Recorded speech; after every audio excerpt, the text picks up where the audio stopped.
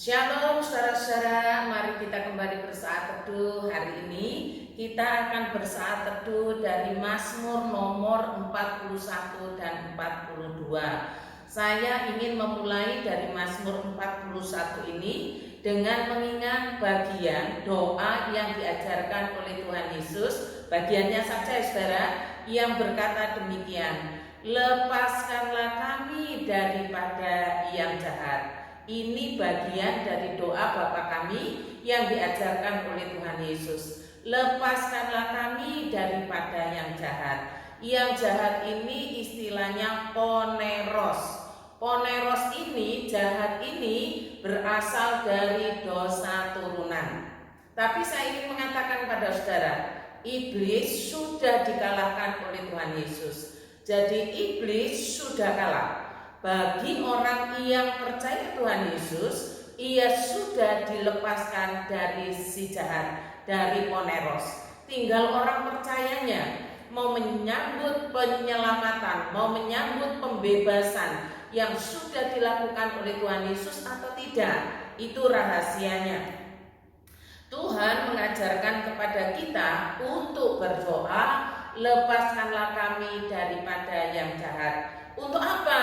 Sebagai respon bahwa kita beriman kepada Tuhan Yesus. Saudara-saudara, yang perlu kita tahu juga, poneros, jahat ini adalah natur manusia pada umumnya, bawaan dosa yang seringkali diwujudkan dengan yang pertama, membuat kerusakan atau membuat retaknya hubungan antar manusia. Ini bawaan dosa. Manusia cenderung ke sana. Apa-apa yang dilakukan merusak hubungan antar sesamanya, entah dengan maksud yang terang-terangan atau maksud yang terselubung. Bawaan dosa, jahat, bawaan dari lahir.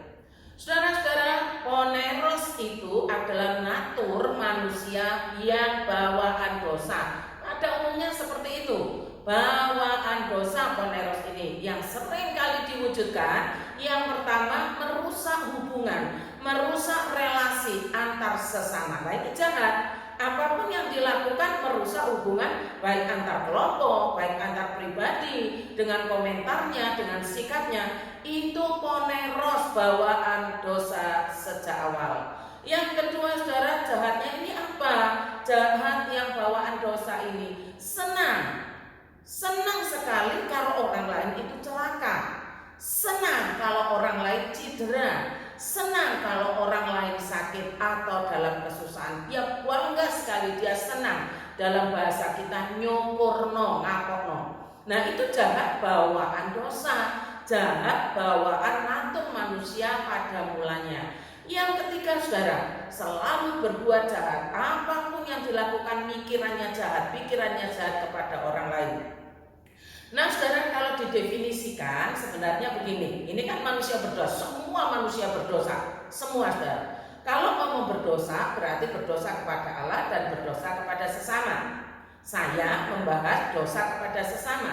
Dosa kepada sesama yang poneros ini adalah dosa kebencian, dosa permusuhan, yang memandang orang lain itu sebagai lawan atau sebagai musuh atau sebagai mangsa. Nah, itu dosa yang lekat dengan kondisi atau natur manusia kita. Tetapi di dalam Yesus dosa ini sudah dihapuskan, dosa ini sudah dirobohkan. Tembok permusuhan, tembok kebencian itu sudah dirobohkan. Karena itu kita yang percaya menjadi sesama saudara di dalam Kristus Yesus. Itu urutannya, saudara. Itu urutannya. Tetapi ingat ya, saudara, ada orang yang memang belum berdamai dengan Allah. Ada orang yang masih bermusuhan dengan Allah. Karena itu pandangannya, sekalipun ia sudah Kristen tapi belum berdamai dengan Allah, memandang orang lain itu sebagai rival, sebagai lawan, sebagai musuh, atau sebagai mangsa. Nah, seperti itu pandangannya. Apapun dah yang dilakukan, orang seperti ini tidak ada damai dalam hidupnya. Malah apa? Malah menebarkan kebencian, menebarkan permusuhan. Senang gitu loh kalau satu dengan yang lainnya selalu bentrok. Itu senang sekali. Nah, ini natur bawaan dosa, merusak hubungan satu dengan yang lain. Tapi bagi orang yang percaya Tuhan Yesus, Tuhan mengajarkan, lepaskanlah kami daripada yang jahat. Apa artinya saudara? Artinya yang pertama, Tuhan berikan kami kesadaran. Begitu masuk dalam komunitas, masuk dalam hubungan yang ternyata itu hubungan orang jahat, yang selalu merusak hubungan antar sesama, yang menebarkan permusuhan, menebarkan kebencian, kita itu berdoa, lepaskanlah kami daripada yang jahat, bisa menarik diri. Loh, ini kok begini? Maka saya menarik diri. Nah, itu artinya lepaskanlah kami daripada yang jahat, sehingga kita tidak terjebak di dalam permusuhan, tidak terjebak dalam kebencian yang selalu merusak hubungan antar sesama. Nah, ini saudara, doa yang pertama, lepaskanlah kami daripada yang jahat. Lalu yang kedua, apa artinya lepaskanlah kami daripada yang jahat? Bisa saja kesadaran kita itu datangnya terlambat. Bisa saja, waduh, kok kadung ini masuk seperti ini. Maka jangan lupa berdoa, lepaskanlah kami daripada yang jahat. Bisa saja kesadaran kita terlambat, bisa saja juga kita karena situasi manusia kita terlambat menyadari. Maka kita berdoa, lepaskanlah kami daripada yang jahat, supaya jangan kita mengambil bagian di dalam perbuatan jahat itu. Kalaupun tidak bisa menarik diri, maka kita tidak mengambil bagian dalam perbuatan jahat, atau bahkan kita mau menebarkan damai. Jadi saudara, dasar poneros jahat ini adalah kebencian dan permusuhan. Sementara dasar bagi pengikut Tuhan, ajaran bagi pengikut Tuhan, menyingkirkan kebencian, menyingkirkan permusuhan, menenun perdamaian. Itu pengikutnya Tuhan, bukan malah ngobong-ngobongi, bahkan malah ngojok-ngojoki, bukan. Ayo menenun perdamaian, memutus mata rantai kebencian dan permusuhan. Nah, itu dasarnya saudara ya, dari doa, lepaskanlah kami daripada yang jahat. Sekarang saudara, kita akan masuk di dalam Mazmur nomor 41. Nomor 41 dari Mazmur ini merupakan pengalaman rohani dari Raja Daud. Pada pasal ini saudara, Raja Daud mengalami banyak persoalan berat dalam hidupnya. Persoalan-persoalan apakah yang dialaminya? Maka yang pertama saya perlu menyampaikan, ketika dicatat dalam Mazmur nomor 41 ini, Raja Daud itu sakit keras. Bahkan akibat sakitnya itu, ini memang diakibatkan oleh karena dosa. Akibat sakitnya itu orang jahat ini ngapokno, orang jahat ini nyoporno. Kira-kira kalau bilang wapokmu kapan, syukurmu kapan, lah kira-kira seperti itu. Orang jahat ini kan senang kalau orang itu jatuh, senang kalau orang itu sakit, senang kalau orang itu runtuh atau yang semacamnya lah. Daud sampai berkata begini saudara, keluhannya begini, musuhku mengatakan yang jahat tentang aku, bilakah ia mati dan namanya hilang lenyap? Ini saudara, cara kerja si jahat itu senang kalau ada orang yang susah, senang kalau ada orang sakit, ngapokno. Nah, itu cara kerja orang jahat. Lalu yang kedua, bukan hanya fisiknya yang sakit, tapi juga hatinya Daud ini sakit, sehingga ia menumpahkan segala perasaan yang sakit kepada Allah itu dengan kalimat yang sangat miris hati saudara. Dicatat begini, bahkan sahabat karibku yang ku percayai, yang makan rotiku, telah mengangkat tumitnya terhadap aku. Saya perlu ulangi ya saudara. Bahkan sahabat karibku yang ku percayai, yang makan rotiku, telah mengangkat tumitnya terhadap aku. Siapa sahabat karib Daud yang dimaksudkan dengan mengangkat tumitnya terhadapnya? Siapa sebenarnya? Ternyata ia bernama Ahitofel. Siapa Ahitofel? Ahitofel ini orang kepercayaan Daud saudara, penasehat Raja Daud yang disegani pada waktu itu. Ini sangat dekat antara raja dan penasehatnya, itu hubungannya sangat dekat. Ia berasal dari Gilo. Tapi rupanya saudara, Ahitofel orang kepercayaan Daud ini bersekongkol dengan anaknya Daud, yaitu Absalom, yang memberontak kepada Daud. Jadi nyebrang. Dulu penasehat ayahnya langsung menyeberang kepada Absalom, anaknya Daud, yang memberontak kepada Daud. Di dalam doanya Daud berdoa supaya nasihat Ahitofel kepada Absalom gagal atau tidak berhasil. Tahukah saudara nasihatnya apa? Ternyata nasihatnya sangat jahat.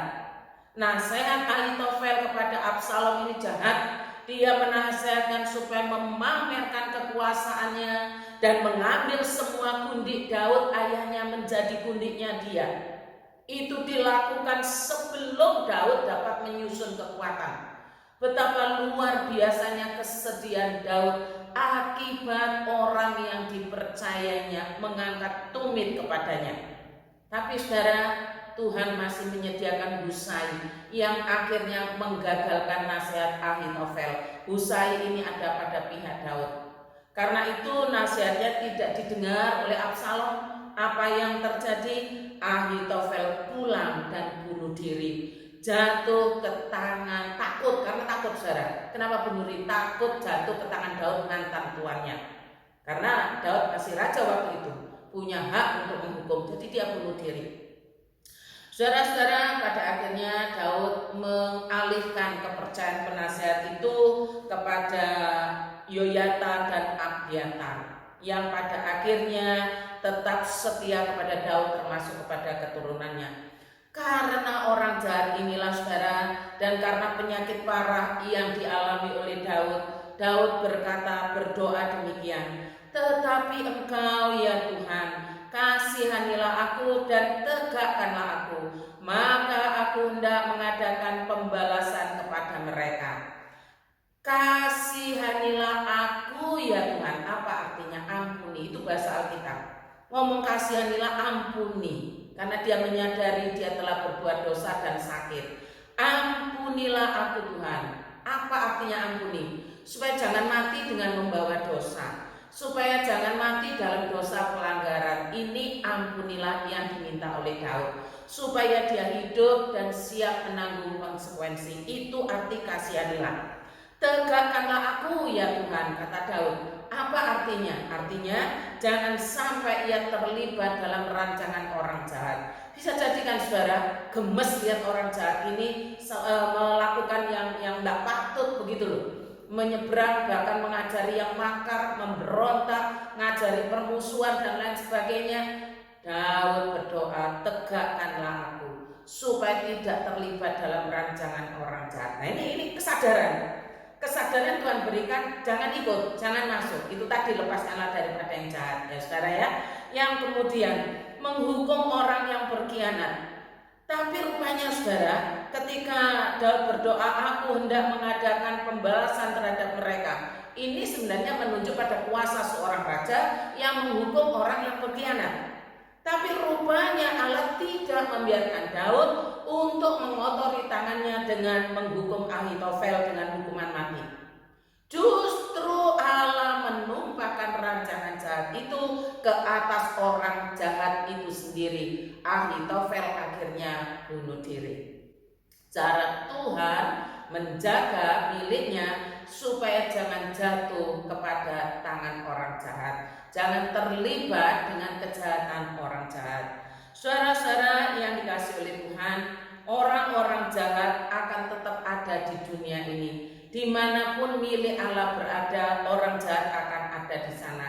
Kejahatan orang jahat yang paling utama adalah menebarkan kebencian, menebarkan permusuhan, merusak hubungan antar sesamanya. Senang jika orang itu yang dimusuhi, yang dijadikan lawan, yang dibenci itu mengalami sakit, penderitaan, jatuh atau tidak berdaya. Senang sekali. Kita tidak diberi kuasa untuk membereskan orang jahat, tidak saudara. Tapi yang Tuhan ajarkan adalah supaya kita berdoa, lepaskanlah kami daripada yang jahat. Ingat saja saudara, bagaimana Tuhan Yesus mengajarkan, lepaskan kami daripada yang jahat. Ingatlah dalam doa kita tiap-tiap hari, supaya Tuhan memberikan kesadaran begitu masuk dalam komunitas jahat kita menarik diri. Atau seumpama saja kesadaran kita datangnya terlambat, kita tidak mengambil bagian di dalam kerusakan hubungan antar sesama. Tuhan Yesus memberkati. Selamat ulang tahun untuk Bapak Iwan Novianto. Apa kabar Pak? Kiranya baik-baik bersama istri dan anak. Mari kami tetap terbuka untuk mengundang Pak Iwan datang bersekutu dan beribadah. Mari kita masuk di dalam doa. Bapa di dalam surga, terima kasih seperti doa yang Engkau ajarkan. Kami pun berdoa demikian. Lepaskanlah kami dari yang jahat, agar kami dapat menebarkan damai, agar kami mengikis permusuhan dan kebencian, agar kami menampakkan Kristus dalam hidup kami yang telah merobohkan tembok permusuhan, pemisahan, kebencian, dan permusuhan yang terus-menerus. Tolonglah kami untuk menyadari pesan ilahi di dalam hidup kami. Mendoakan untuk Bapak Iwan Novianto yang hari ini berulang tahun, kiranya Engkau merahmati dia bersama dengan keluarganya dengan kebenaran Allah, pengampunan Allah, melepaskan dia dari yang jahat, menyerahkan setiap jemaat-Mu untuk mempersiapkan diri masuk dalam sakramen perjamuan kudus tanggal 4 Desember nanti yang dilayani oleh Bapak Pendeta Yafet Endro Wahyudi. Tuhan, kiranya Engkau terus mengingatkan ajaran akan roti dan anggur yang melambangkan tubuh dan darah Tuhan. Sekiranya Engkau berkenan ya Tuhan, kami memohon biarlah lahan GKT Banyuwangi pada akhirnya nyambung antara gereja dan parkiran. Berikan kami kesempatan untuk dapat melakukan pekerjaan Tuhan ini. Mendoakan untuk sekolah Kristen Aletheia, untuk panitia Aletheia Care yang sedang menjaring orang-orang terbeban di dalamnya dengan penginjil Irma sebagai gembala sekolah. Oh Tuhan, kiranya Engkau tolong sehingga sekolah sebagai ladang untuk bermisi ini benar-benar dapat dikerjakan dengan maksimal. Tuhan taruh di sana orang-orang yang memiliki beban pendidikan. Kami juga berdoa untuk masa Advent yang semakin mendekat menjelang Natal. Tuhan tolong supaya persiapan kami adalah persiapan batiniah, supaya anugerah itu tidak lewat ketika terlewat dari Herodes yang membenci Tuhan. Kami mendoakan Tuhan untuk anggota pemuda yang saat ini telah mengikuti katekesasi untuk siap dibaptis dan sidi. Kiranya Tuhan tambahkan iman untuk mempercayai Tuhan, supaya jangan yang biasa itu pada akhirnya tidak memberikan makna dan arti. Tuhan pakai Pendeta Yafet di dalam membimbing dan mengajar dan mempersiapkan milik-Mu. Terima kasih Bapa di dalam surga. Dalam nama Tuhan Yesus saya berdoa. Amin.